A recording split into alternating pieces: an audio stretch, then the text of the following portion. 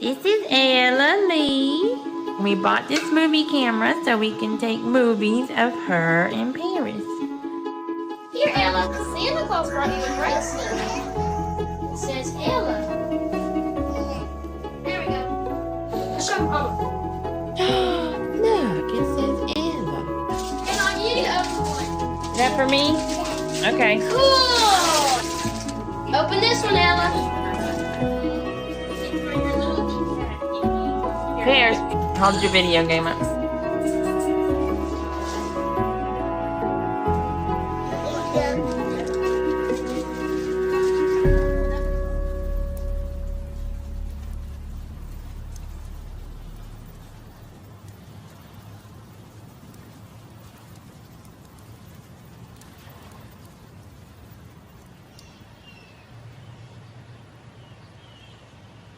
It was February 4th, 2007. I had to work Saturday, and then I had to go back to work on Sunday. It was Super Bowl Sunday. I hate football. Around midnight, cops are at the front door. They went to the manager's office. They called my name. They told me that my daughter had been hurt. And I was like, you need to take me to Ellen now. And they were like, you can't go. And I'm like, what do you mean I can't go? You just told me that she's hurt. She needs her mother. And then they said, well, she's dead.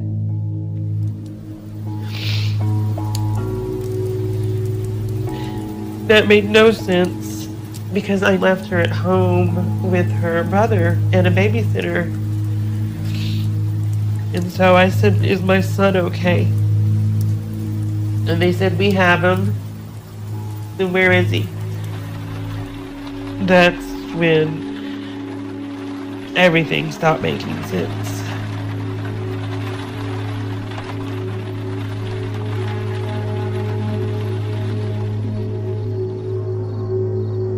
Abilene 911. Hello? Abilene 911, go ahead. I accidentally killed somebody. You think you killed somebody? No, I know I did. My sister. Okay, where's your sister now? She's in the bed. Is she breathing? No, I looked. I feel so messed up. Okay, calm down, okay? I want you to stay on the phone with me, okay? Mm-hmm. Now, what's your sister's name? Her name is Ella. Ella Bennett. How old is Ella? 4. She's 4 years old? How old are you? 13. Is she bleeding anywhere? Yes, she's bleeding all over the bed. Because I stabbed her. What did you stab her with? A knife. Okay, where'd you stab her? Lots of places. Okay, Paris, where's the knife? It's on the bed with her. I didn't mean to. I know, Paris. Okay, I want you to stay calm for me, okay? I was so Okay, listen to me. Paris? Paris?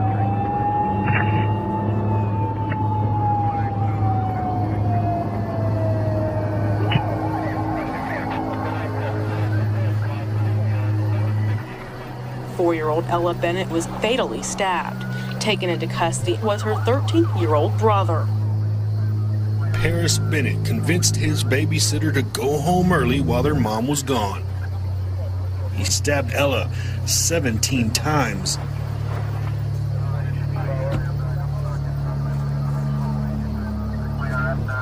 There was police everywhere, news trucks, neighbors. The entire street was lit up. She was in a body bag, of course. It was zipped up to her chin. She had blood coming out of her mouth. She was bossy, extremely opinionated, but very, very loving.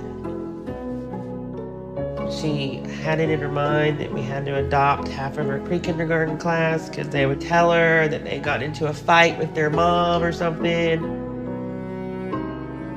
Ella fit a very large personality into a very small body. Ella, she was a pistol. She came to stay with me one weekend, and I guess Charity talked at home about what she didn't like about me. So Ella comes out for breakfast, and she puts her hand on her hip, and she says, "Well, Mama," she said, "I just want to tell you," she said, "I love you. I don't care if my mama hates you. I love you."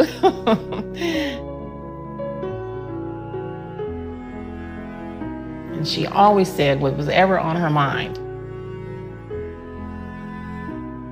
She brought life into everybody. I'm horrified about what he did to Ella, but I never stopped loving Paris. And I never stopped loving Charity. She's still my daughter, much to her chagrin.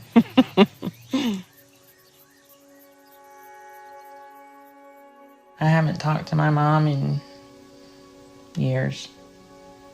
And contact before that was sketchy at best. My mom was an extremely beautiful woman. She has been married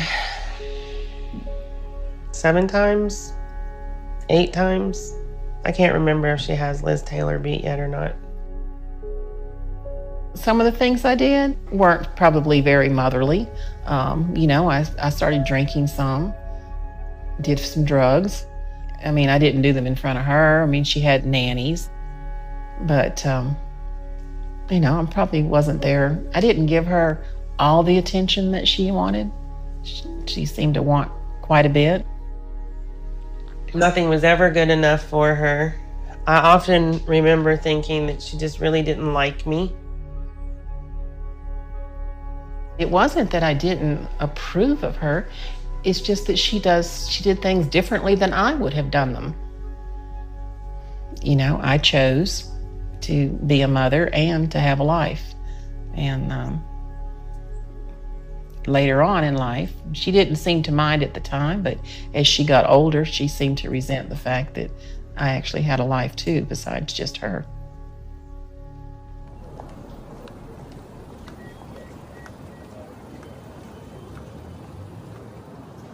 Today we're going to talk about healthy boundaries. I want everybody to stand up. Crystal, tell me something that you're upset or feeling stressed over right now. CPS. Valerie, comfort Crystal. It'll be okay. Was that comforting? Yes. Really? The night that Ella died, I made her a promise that something meaningful would come out of her death. I tell myself that it's okay to enjoy life, but there's always that thought in the back of my mind, well, Ella's not here to enjoy it with me. So I set up the Ella Foundation to prevent violence by sharing our story. Focused on the entire dynamic. We are done. Next week, we go back to family systems.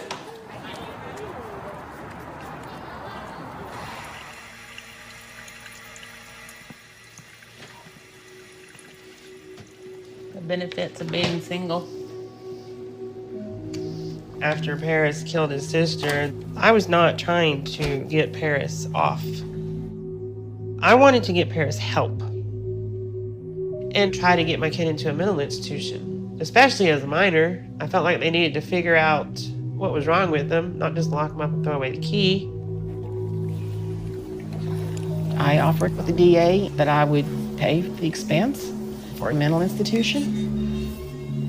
If he needed to stay there for the rest of his life, then he'd stay there for the rest of his life. But I wanted him to have help. His defense attorney wanted not guilty. What good would that have done Paris? He wouldn't have been able to come to my home. I was scared to death of him. He just gets locked up. That's it. I don't think Paris is capable of curing himself. There are better ways of handling even somebody like Paris. Not forget about them, not force them to grow up in these violent worlds that the prisons are. Somebody should be giving a damn what's going to happen with that kid. We are at Paris's lip sync show.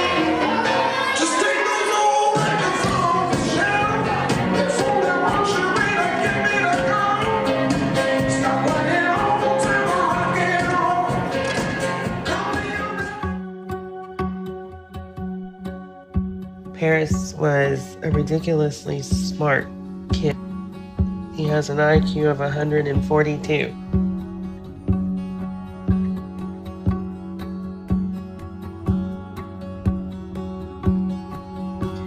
He was always artistic, creative. He started to draw when he was 3.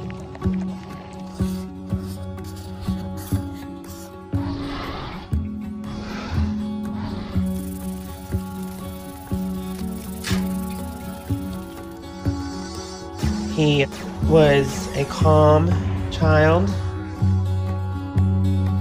I mean, he would tell lies sometimes, yeah. He would throw temper tantrums sometimes, yeah. And Paris was not happy when I was pregnant with Ella. And I was concerned. But the day that Ella was born, he fell in love.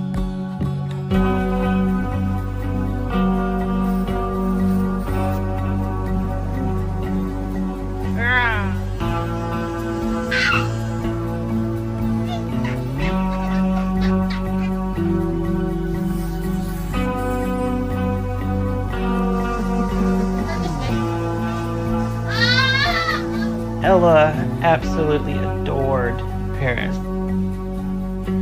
Anything Paris did, Ella had to do.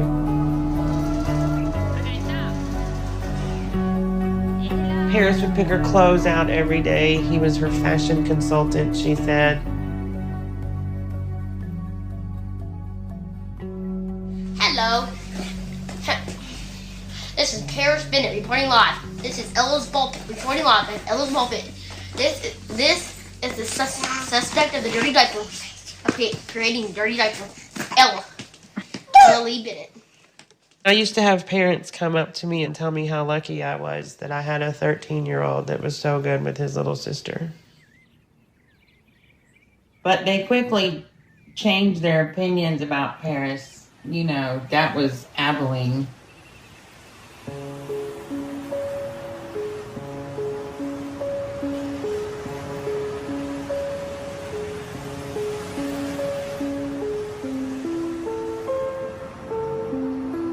Abilene is interesting. It's a world record in the Guinness Book as the most churches per capita. There's almost more churches than there are people. Everyone knows everybody and everybody talks about everyone. I remember people discussing what kind of books did Paris read and what kind of video games did he play. But I believe Charity got the brunt of that, because even if it's a book that he's reading, well, who got him the book? And even if it's a video game that he's playing, well, who allowed him to play that game? Charity took a lot of heat for her situation. People were very cruel to her. She'd be in a shock. Oh, you're the mother that, oh, your son, you know, and it's like, that's, you know, there's only one judge and I'm not it.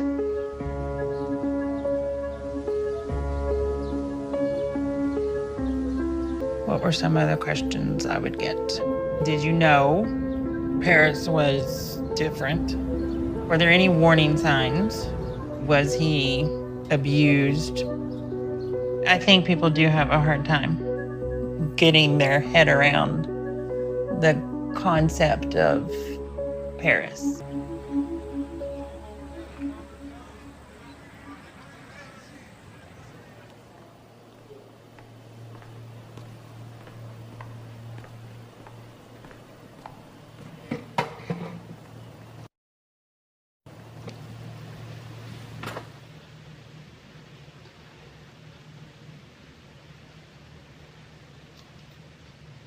I remember being angry all day long and thinking all day long, I want to hurt somebody if I'm going to snap.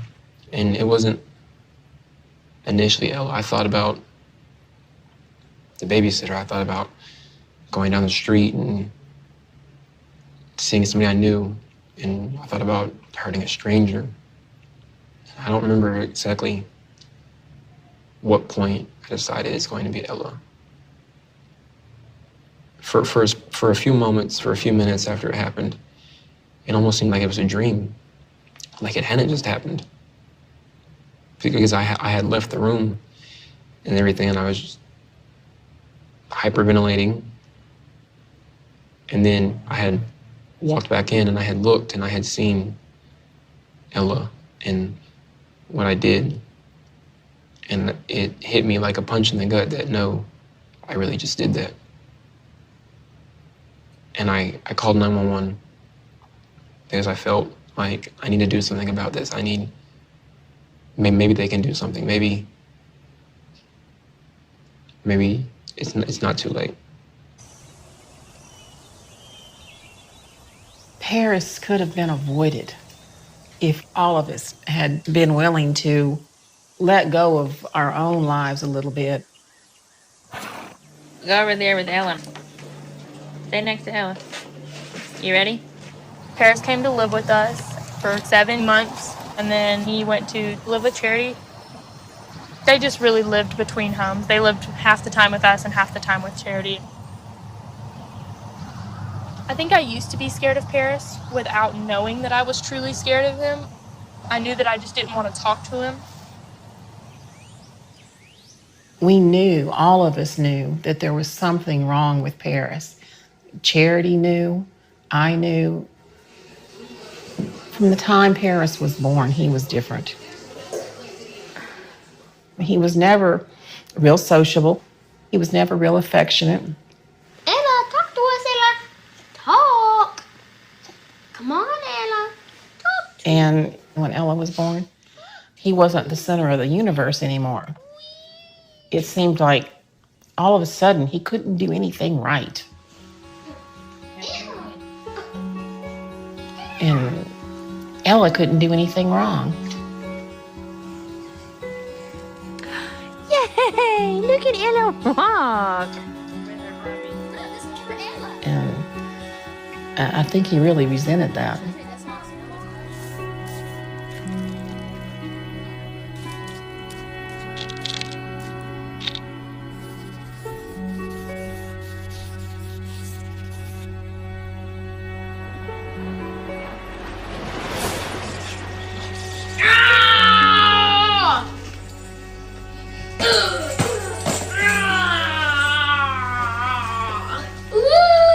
Hey. Say bad, Ella, bad. Paris, what is your problem? Mom, what's your least favorite word? My what? Your least favorite word. Not clap. Or sentence. I don't know. Kill Charity's children. Paris.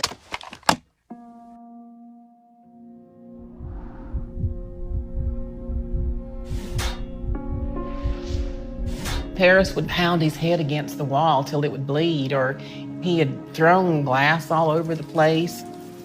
I guess he was screeching for help, but we just didn't pay any attention. We were so caught up in our own turmoil that Paris just kind of got left to the wayside. But I always thought he would take it out on Charity. I never dreamed he would take it out on Ella.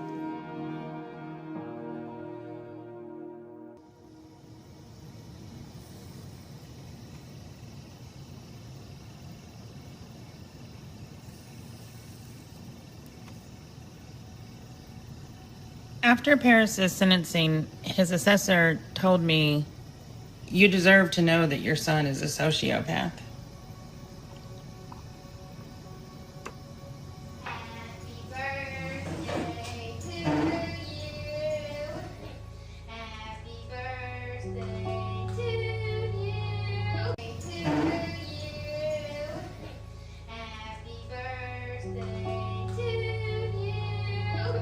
I remember saying, you're wrong. There has to be a better explanation. But 6 months or so after that phone call and things his caseworkers told me, I started wondering, is this doctor right? So I had a psychopath checklist youth version administered to Paris.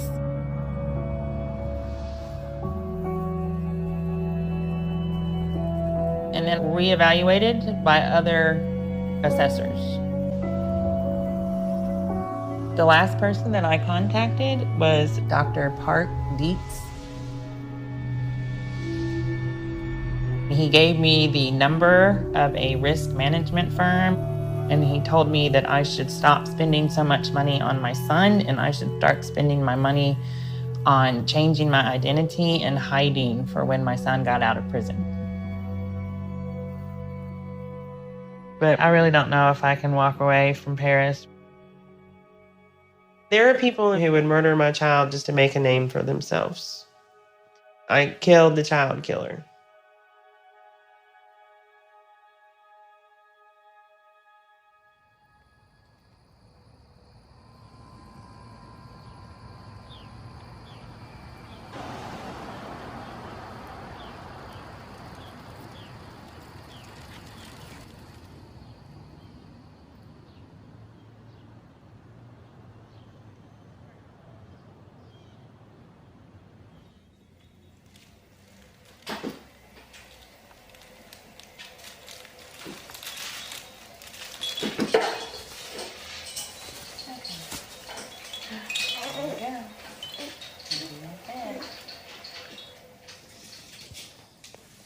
Phoenix was born with a very severe heart defect. There we go. He ended up having open heart surgery at 6 days old. There. But obviously he made it because he's still here. He's on heart medication, and then he had to have this feeding tube put in. You're okay.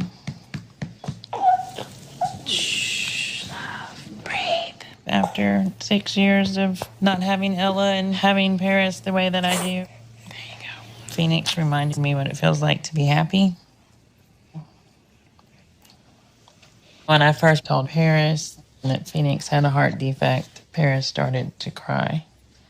Like really cry. And I've never heard Paris cry like that. Ever. Not over Ella. Not over where he is.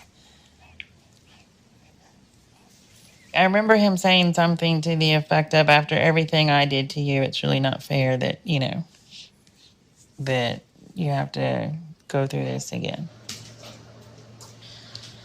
Let's find your brother. It's like playing Where's Waldo, only not nearly as much fun. Paris Lee Bennett. Paris was just transferred to an adult unit. This is the Texas Department of Criminal Justice website. You can look up any inmate you want. My son, Paris Lee, was moved. How do I go about finding where he is? What is this number? 01-804-782. Paris Bennett. The number is 936-348-3751. Okay, thank you, ma'am. Oh, she hung up on me. Imagine that. It really irritates me when they ask me for his number. I always make sure to say his name. He has a name. The number or code you have dialed is incorrect. Please check the number or code and try again. 3 days I haven't known where he is. You want to know where your child is. The longer I don't get information, the more I begin to wonder if anything has happened to him, if has he been hurt. CDC Dickelman's unit, this is Cheyenne. How may I direct your call? I just called to find out where my son was transferred to. Okay, what's the CDC number?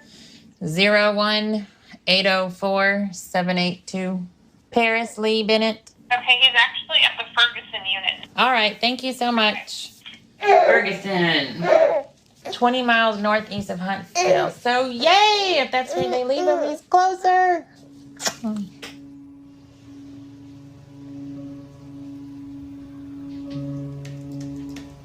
If anyone has a loved one at the Ferguson unit, please be advised that your loved one is in grave danger.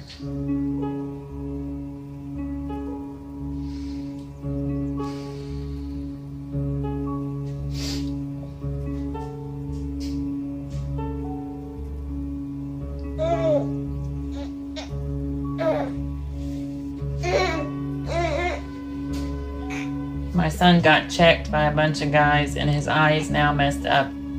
The guards don't allow him to see the docs or the nurses.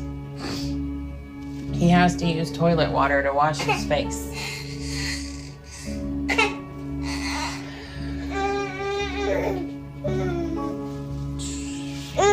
Okay.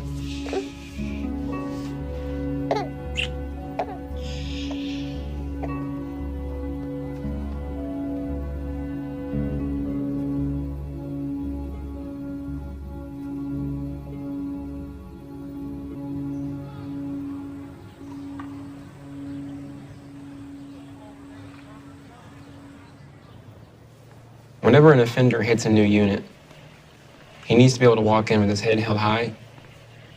So I came into this unit with my head held high and my back straight.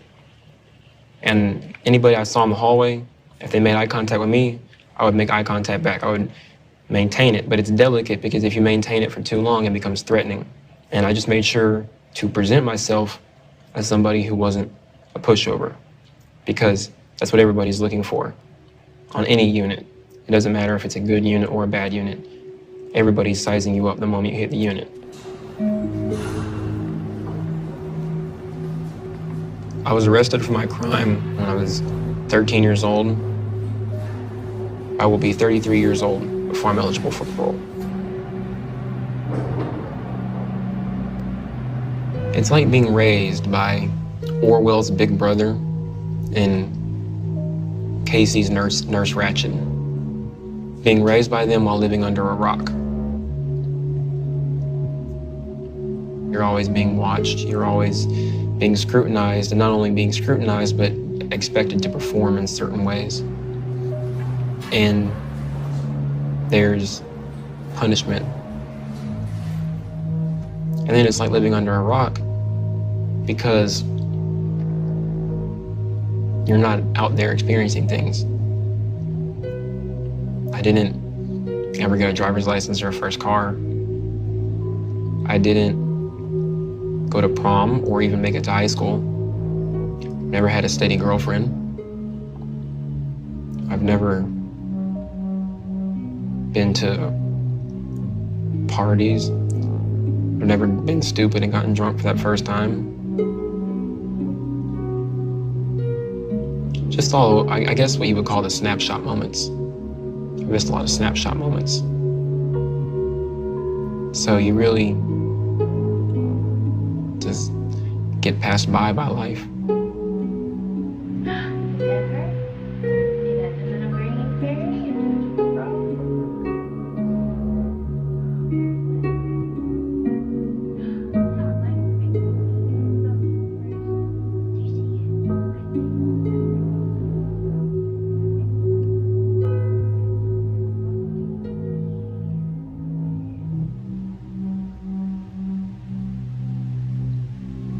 Miss my family. I miss the family that I had, that I tore apart. And so not only am I missing it, there's guilt and remorse mixed in with that, because not only I didn't do something stupid and get locked away, and that's why I'm missing my family. I did something that tore my family apart and took me away from them. And it's something that I can't fix, ever. And that's what I miss the most. Because I wouldn't mind being incarcerated, knowing that my mom and Ella are coming to visit me.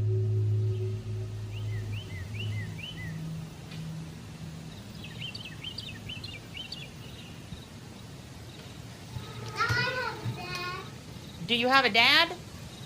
Yes, child. You have a father. Everybody has a father. Do you have a dad? No. Not everybody has a dad. I didn't have a dad. I turned out okay. You not have a good dad. Yeah, that's a whole different conversation. We'll finish that tomorrow. Can I borrow your bear? Yeah. Thank you. My bear is a pillow. For now. Here, hold my arm. I met Phoenix's father when Ella died, but he didn't try to be a parent. Gandalf, dwarves, and Mr. Baggins. And I wanted to be a single parent. I don't like to negotiate or compromise, especially when it comes to my kids. I have been married twice for less than a year total.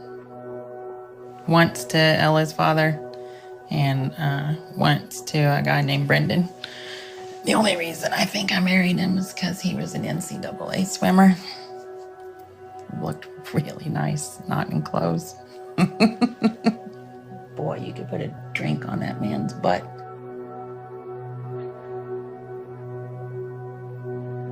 That is one thing my mom and I have in common. We do not pick decent men. Paris's father left not long after I got pregnant. And then when Paris was 17 months old, he showed up and it was fairly obvious that something was not right. His father was diagnosed with paranoid schizophrenia with audio and visual hallucinations. It's me and Ella. Say. Woo! Ella's father had problems with alcohol. Just like your mother. I got a phone call one day telling me that he's in the hospital. A state trooper pulled him over and asked him to get out of the car, and he wouldn't do it. And so the officer reached into the car, and Ella's father popped the clutch and drugged the state trooper 75 feet up an exit ramp. And so the officer shot him through the leg. When I heard that, I was done. I'm not dragging my children through this.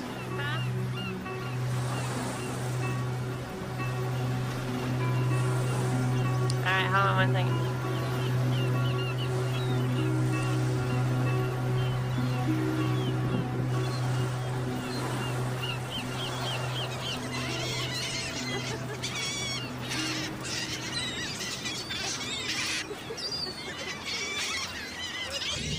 Well, we're going to have to remember to... Lee Bennett. An offender at Ferguson Unit. To accept charges, press 1. To refuse charges, press. Thank you for using Century Link. You may start the conversation now. Hey. Hey, how are you? I'm good. How are you? Pretty good. Looking forward to Star Wars tomorrow, so pretty good. Oh, y'all get to do it? That's what I'm hearing. There's a notice posted on the board. Are you excited? You're excited? Yeah.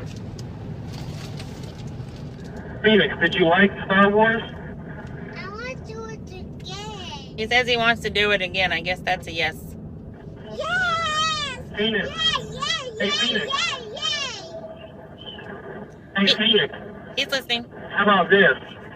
Hey, I will watch it tomorrow, and tomorrow you can watch it, and then we'll talk about it, okay? It's loud. What's going on?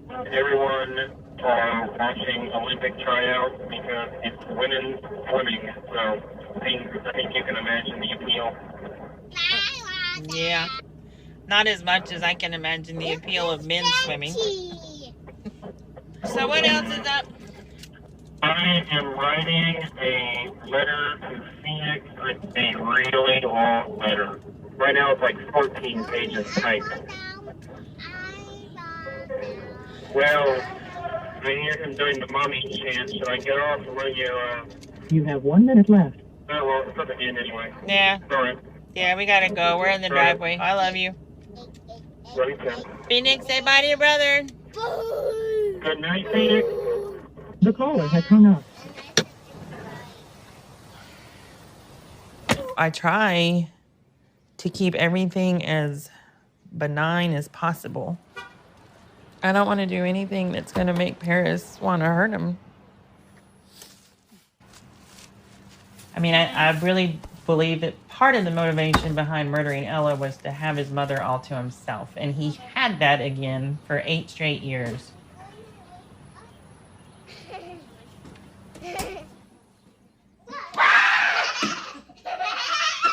So I don't sit and go, oh, wow, this is so nice. They're getting along so well.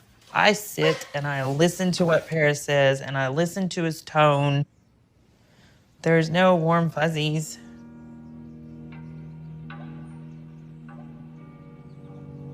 When I found out about his heart condition, I almost felt like it was my fault in a way.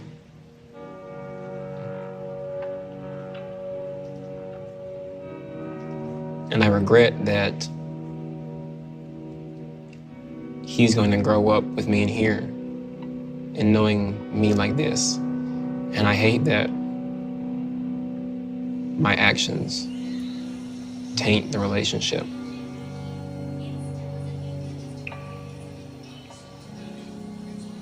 But at the same time, I'm so happy to have him.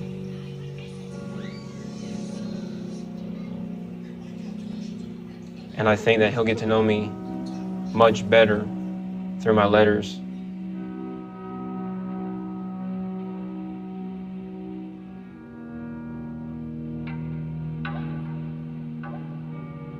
I know that he's not ready yet for some of the content of the letters because a lot of times I'm writing about prison.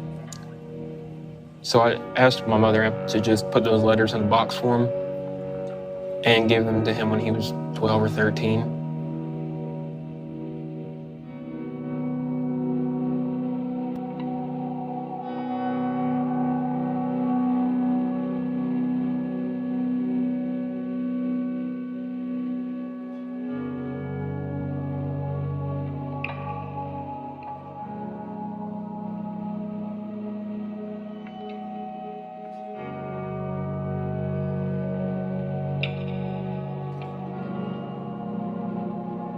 I'm letting the person who killed my child talk to my child. And the only reason I'm letting it happen is because I have forgiven him and they are related, but I'm never going to be comfortable with it. I will never be comfortable with Paris and Phoenix.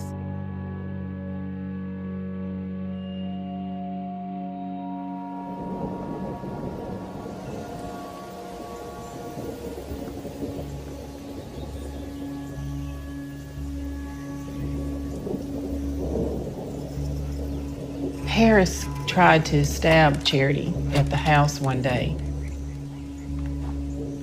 So we took him to a psychiatric place up in Wichita Falls. Charity wouldn't let me go with her to pick him up. And I never even found this out until after Ella was murdered and we were talking with the police. But the psychiatrists up there had evaluated Paris, and they had told Charity that he had homicidal tendencies. And she didn't leave him in treatment there. She chose to take him back. I believe it was November of 2006. And then Ella died February of 2007. I feel like even if Paris had stayed at that place, it wouldn't have helped him.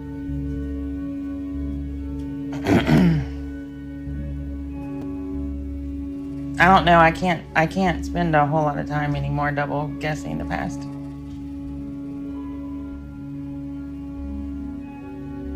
And I don't have any regrets, except for the fact that I had relapsed.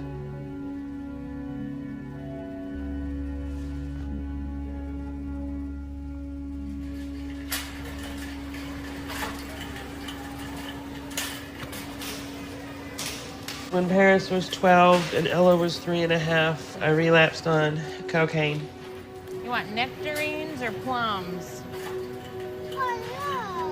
Say that again. P. P for plum.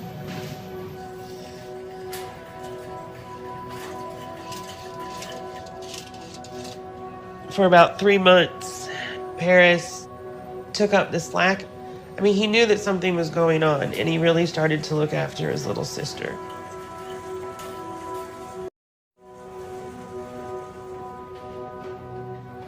I felt betrayed. I felt neglected. And really just a child's selfish thought of, am I not important enough? But I don't think that it was the one reason why I murdered Ella.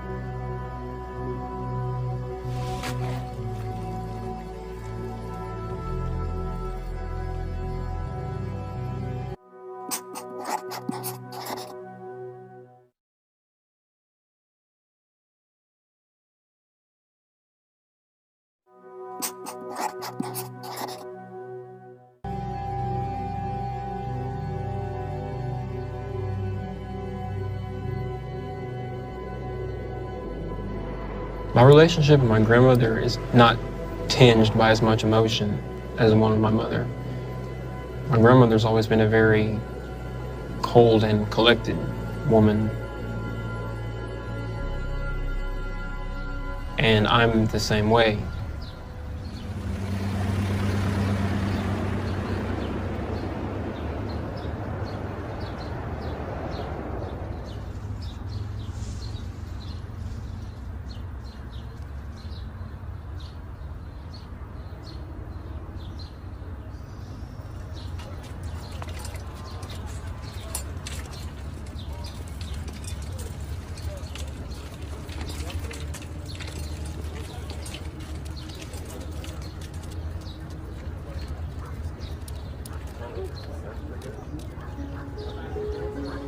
When I was 29, my husband, Charity's father, was murdered.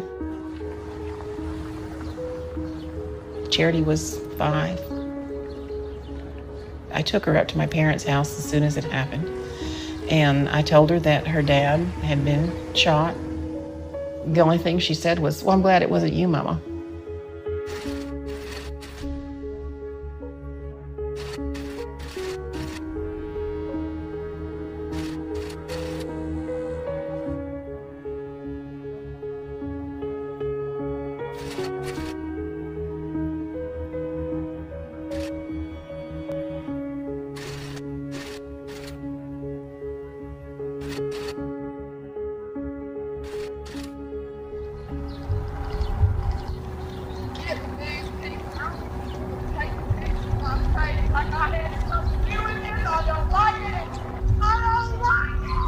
About a month after the funeral, the police talked to me, and I was arrested and charged with murder. My husband was involved with illegality. His father was part of the Georgia Mafia, and through another attorney, they convinced the DA to take a warrant out for me for conspiracy to commit murder.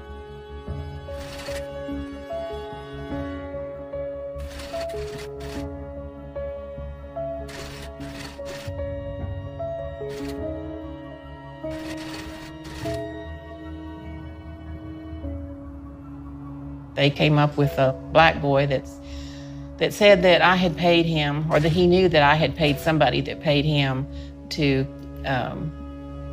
murder Bobby.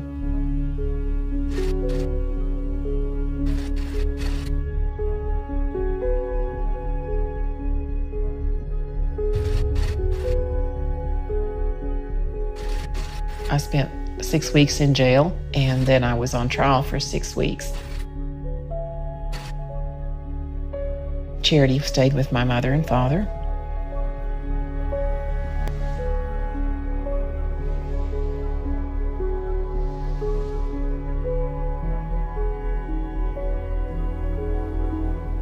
Lots of things came out in that trial that just pretty much threw me for a loop.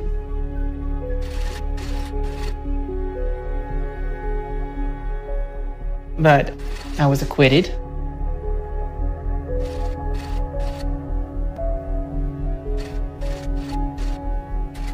I had to work to get my company back on its feet. I had to fight to keep my contracts with the government, and I had a child to raise, and I didn't have time to sit around and brood over spilt milk.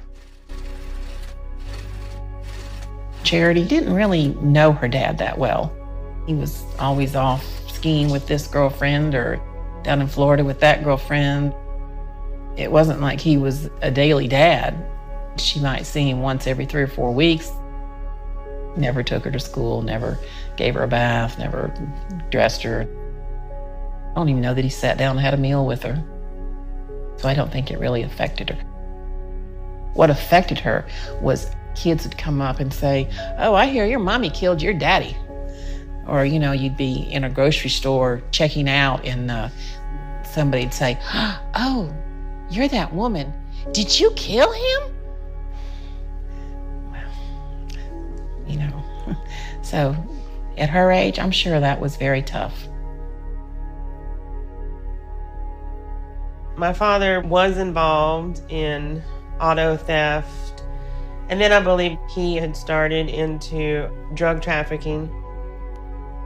So what I heard growing up was, you know, it was these guys that did it. It wasn't me. I was framed.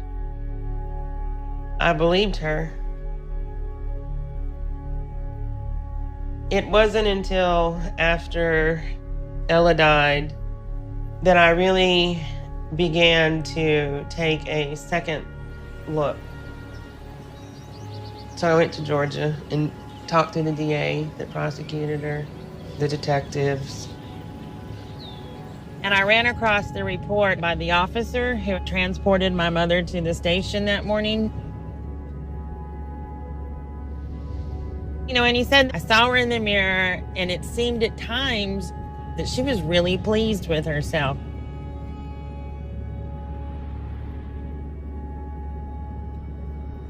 They even had a napkin where my mother had drawn a map of the house and marked on there that this door would be unlocked. I think he had started doing drugs and getting sloppy.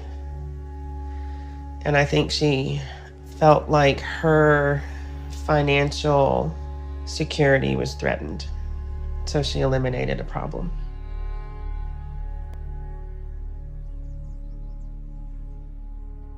And so, of course, there's the thoughts, okay, so your mom might have killed your dad, and your son definitely killed your daughter.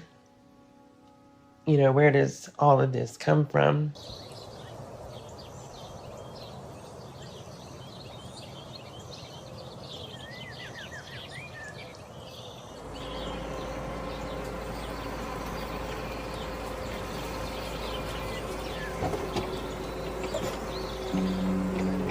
Up until Charity was 12 years old, she was the most wonderful, loving child that anyone could wish for. We were inseparable. And then from 12 on, it's like an alcoholic. It's up and down, up and down, up and down. If she'd get mad at me because I wouldn't allow her to do something, it was, well, you murdered my daddy. So she was a good manipulator. But we all are. Paris is, Ella was. I would be lying to you if I said that I wasn't. We all manipulate each other. We're all spoiled rotten. My other daughter, Caitlin, I don't think she's quite as good. She didn't have as good a teacher because I don't do it so much anymore. I don't have a company to manipulate.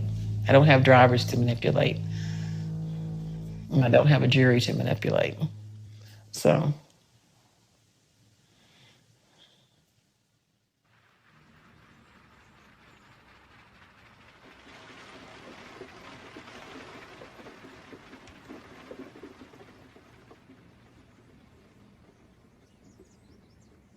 My mother was sending Paris really inappropriate material for a boy in prison for murdering his sister. He wanted a science fiction book, so I had it sent to him. And they denied it because inside the book there's a picture of a woman and her breasts are exposed, but it's just a drawing. So he says, take the book apart, send me a chapter at a time, and when you get to the picture with the bare breasts, he said, tell Cayman just to draw a bra on it. Let's see, raping women, murdering them, bludgeoning people to death.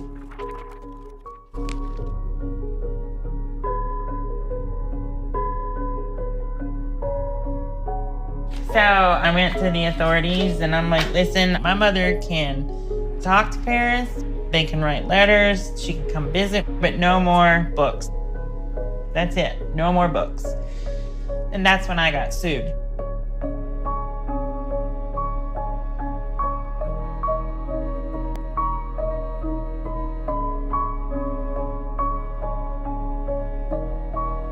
She and Paris sued me in 2009. Paris wanted my parental rights terminated.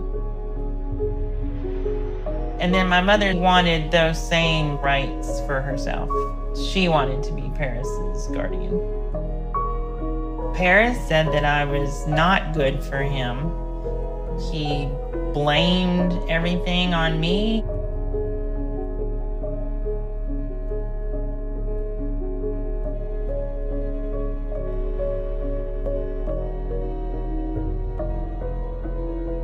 I'd had it. I pretty much said, you can kiss my excuse my language.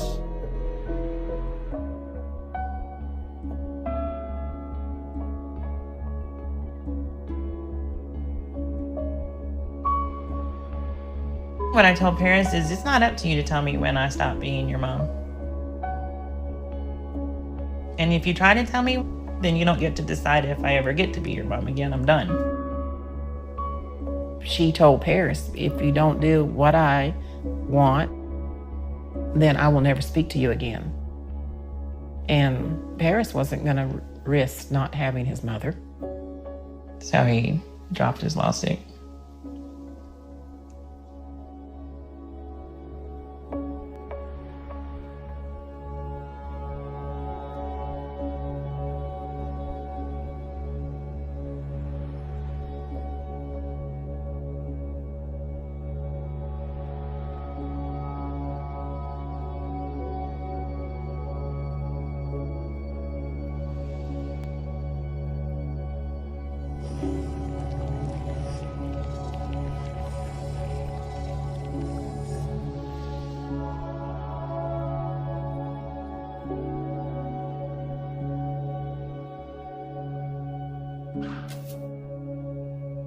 Abilene 911.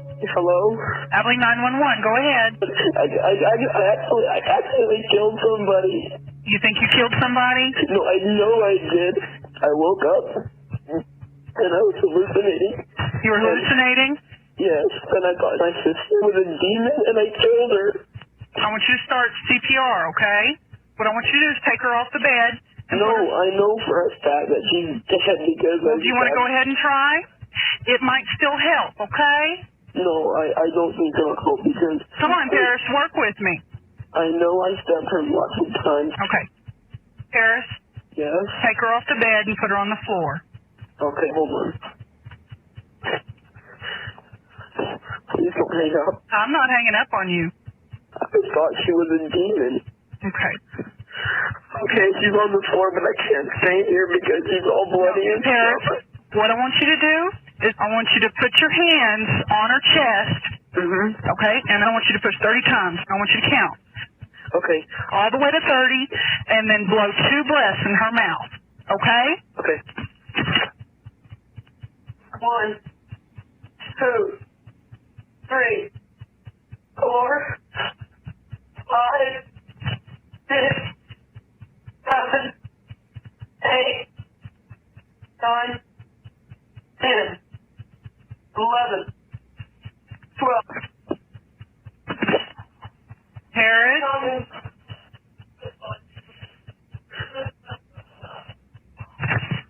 You put it down.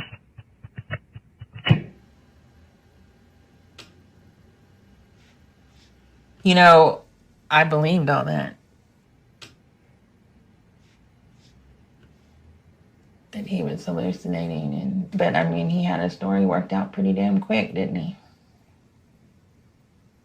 And quite the actor. That's not what Paris sounds like when he really cries. I mean, it's all a lie from start to finish. What happened doing CPR, none of it is the truth. None of it. She was face down on the floor. There's no way he could have done CPR. It's very difficult to love Paris.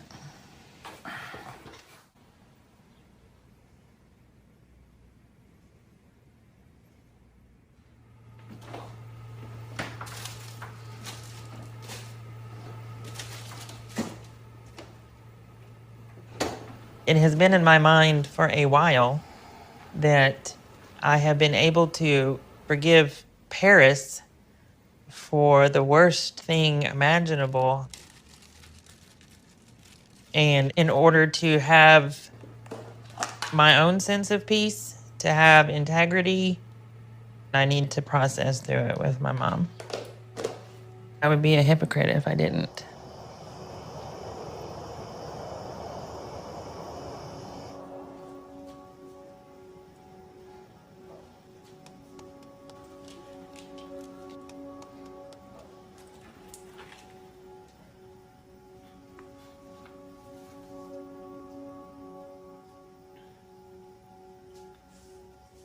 When Paris murdered Ella, I lost Charity too.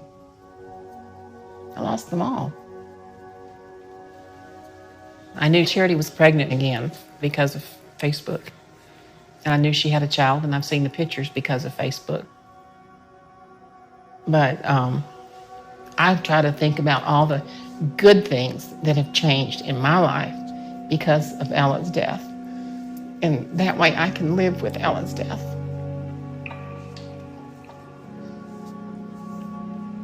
I mean,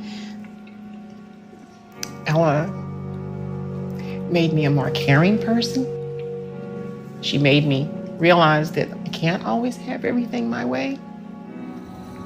So if Charity's chosen to blame me or be angry at me, that's fine. Whatever she wants to do.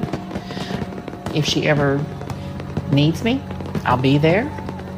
All she has to do is call me and ask me.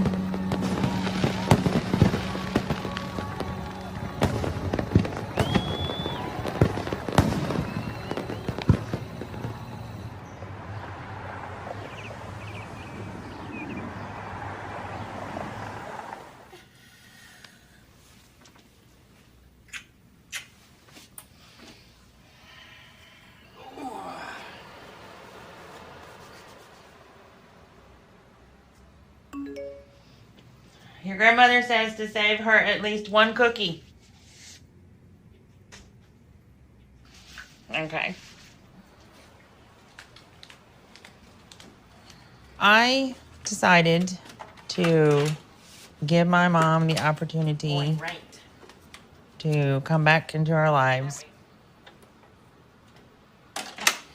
We're not the same people we were when this first happened. And I'm trying to focus on how we're similar as opposed to how different we are. Here she is. Yay!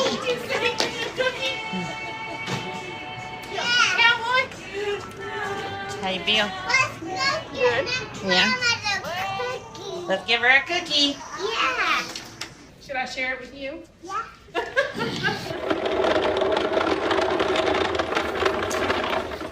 Phoenix. Right.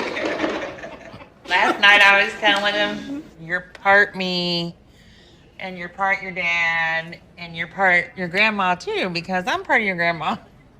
Without missing a beat.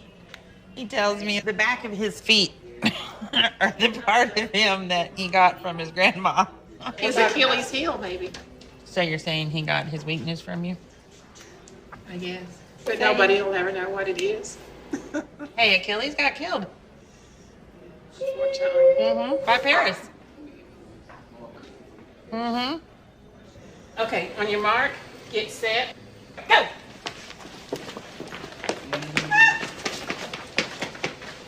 Phoenix, you can barely run and Phoenix is pulling his pants up.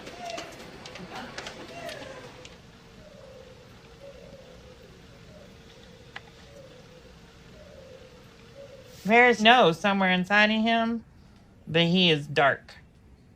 He knows it's not acceptable, but for him, it's not wrong. Okay, it's like when I was shooting heroin. I hated myself for what I was doing, but I kept doing it, right? Because my need for the drug, for that feeling, was like, okay, I'm just gonna bear all of this nastiness to get that drug, right? The only time that Paris felt fully himself was when he was killing Ella. At that moment, like when I got high for the very first time, he felt awesome.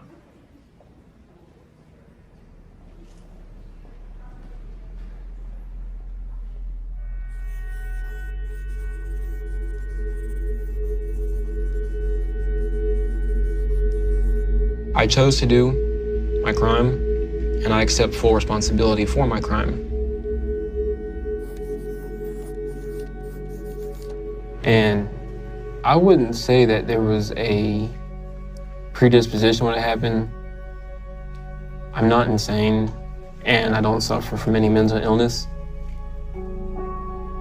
I'm sure all crazy people say the same thing, but one thing I accept is that I'm sane, and that kind of underlies everything. Now, did I have issues? Yes, I did. If I didn't have issues, I wouldn't have killed my sister. Was I well-adjusted? No. I was a coward. I was passive-aggressive. I lashed out at people who were trying to support me. And I've always been very disconnected from my emotions. I've always sat inside my head instead of my heart. I lied very much about what I had done to absolve myself from the responsibility for it. And the lies were shed like articles of clothing. I didn't just simply stop lying all of a sudden. I would stop telling one lie, then I would stop telling another. And after a while, I had stripped myself bare.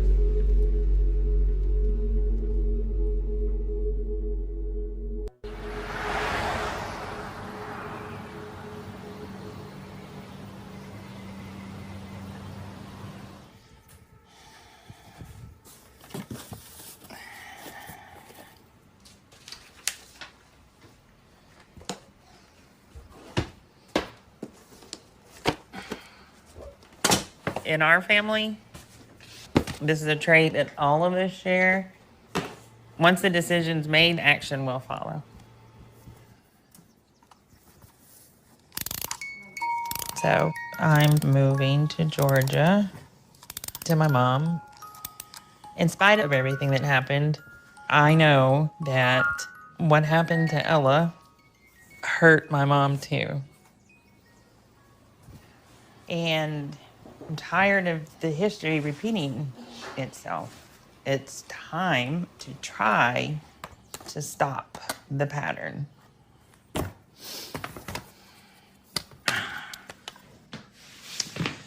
This is a box of Pooh Bear. He's seen better days. Paris used to pick him and eat him. The doctor told me that I had to make Paris stop. Yeah, I told him that wasn't gonna happen. That if he wanted him to stop eating Pooh Bear, he was more than welcome to come try to put him to bed every night without Pooh Bear. But Paris always did that. He'd get like a nervous habit, like when he was little, and he'd pick things off of you. Like little sweater pills. The board he made me so I would never get lonely.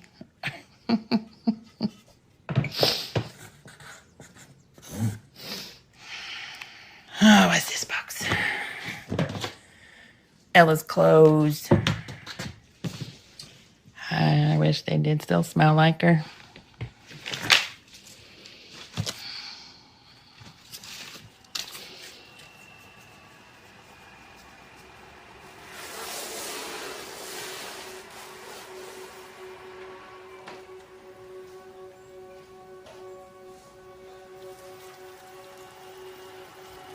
When we first moved to Texas, I built us a big house.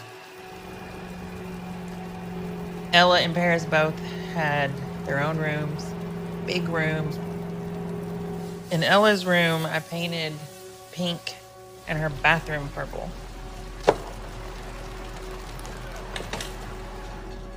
And when she saw it, she's like, it should all have been purple. So I just decided when I did this house that it was all gonna be purple. Because I had told her that we would change the room, and she died before we painted it purple. So I painted everything purple.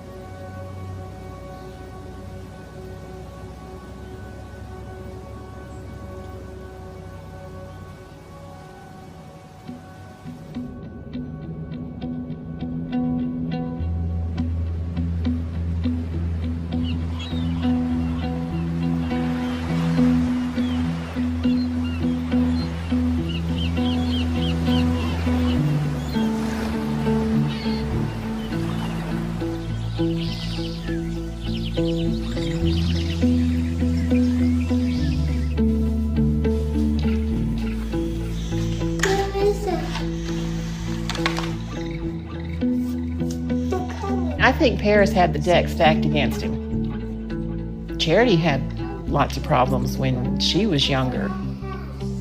And then there was mental illness in the family.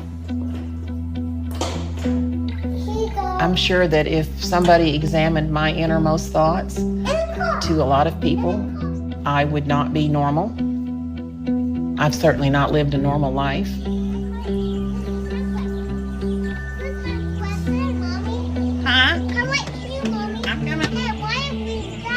Ella, that's your sister. I don't think he's a sociopath. I don't think he'd ever hurt me. I don't think he'd ever hurt Cayman. Should Charity be afraid of him? Maybe. I tell people in my presentation, if you don't believe that my son was a sociopath, the experience of having grown up in prison is going to force him to become sociopathic just so he can survive. I know, I like you too. If Harris hurts anybody else when he gets out, he can blame me, but it's on Texas. Because Texas has had him since he's 13, and they've done so little to help him. And it's so obvious that he needs help.